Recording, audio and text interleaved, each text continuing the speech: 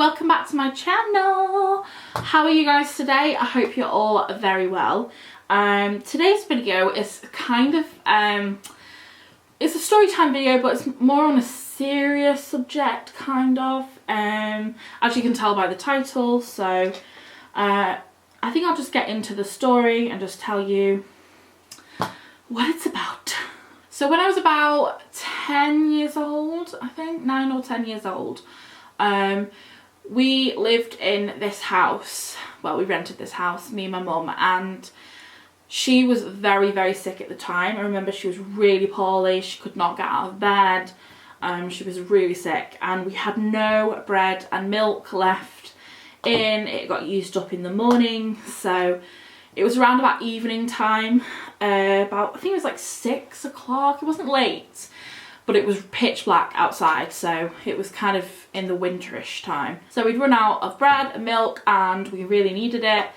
So obviously my mum couldn't go out, and the shop. So basically you had the gate that went to our house, which was kind of like round the back-ish. And then next to that we had like a small school. It was like a primary school or preschool if you're in America. It's very small, very tiny school. And then next to that you had the little shop, the corner shop that sold your bread, your milk, all your essentials. So it wasn't that far away from the house at all. I said that I would go to the shop. My mum couldn't, as I say, she was really, really poorly. So got my coat on, got dressed. I was a bit scared of going out because it was a pitch black outside and it wasn't late, but it was still pretty scary. She gave me the money, came out of the gateway and was just walking towards where the school was to go past the school to the shop. And there was this really creepy individual, definitely a man, it was definitely a male figure, across the road, on the opposite road, and he was going the same direction as I was, that way, towards the shop, but he was on the other side of the road. And as I came out the gate, like, I noticed like he kept looking over and he kept turning and looking across and just kept really like looking over at me.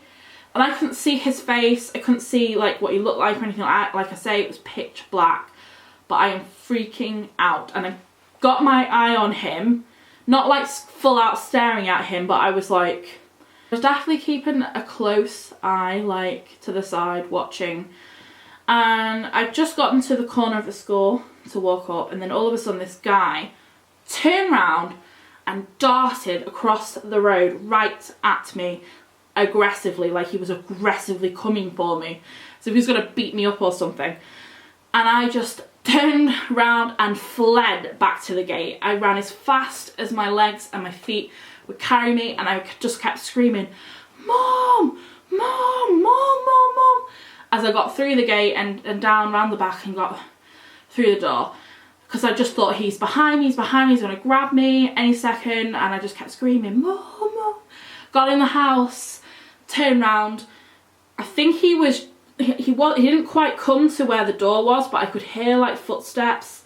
He'd come through the gate, definitely followed me through the gate, but he must have run back off because I'd gotten in the house at that point and my mum had heard me screaming, slammed the door shut and told her what happened. It was really freaky that why he would do that. Like, it's not like I was like obviously staring at like him or anything like that. Like, you know, some people don't like it when you stare at them and you're obviously staring at them, and sometimes they get aggressive because of that.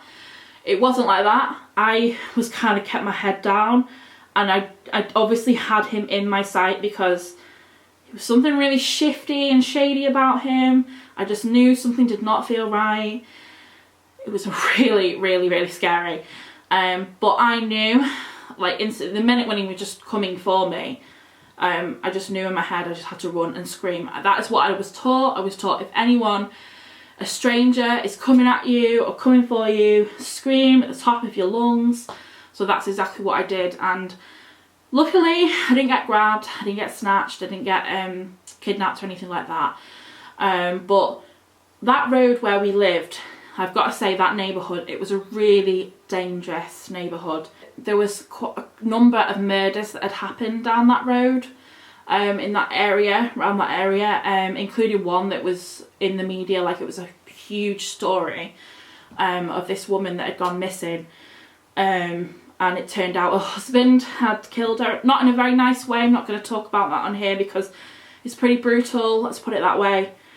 My nan had even spoken to him like when she was missing, because they had children, and you know, it was a horrible story, really horrible, tragic story. So it was a pretty nasty area really. There was people going missing and people getting beaten up, and it just wasn't a very nice place to live. It wasn't very safe. It's changed now though, like it's a lot different now, I think. It's definitely, just when we were living there, it just wasn't, there was some pretty bad people living there. So yeah, that was fun. So I was definitely on the ball with those kinds of things. And also I was a fast runner back then. I was quite fast because we used to do the relays in PE, and I was one of the fastest ones that did it at school. So I don't know where that went to, because I can't run to save my life now. But yeah, when I was younger, I used to be a really fast runner. Thank goodness, let's just put it that way, thank goodness I was, seriously.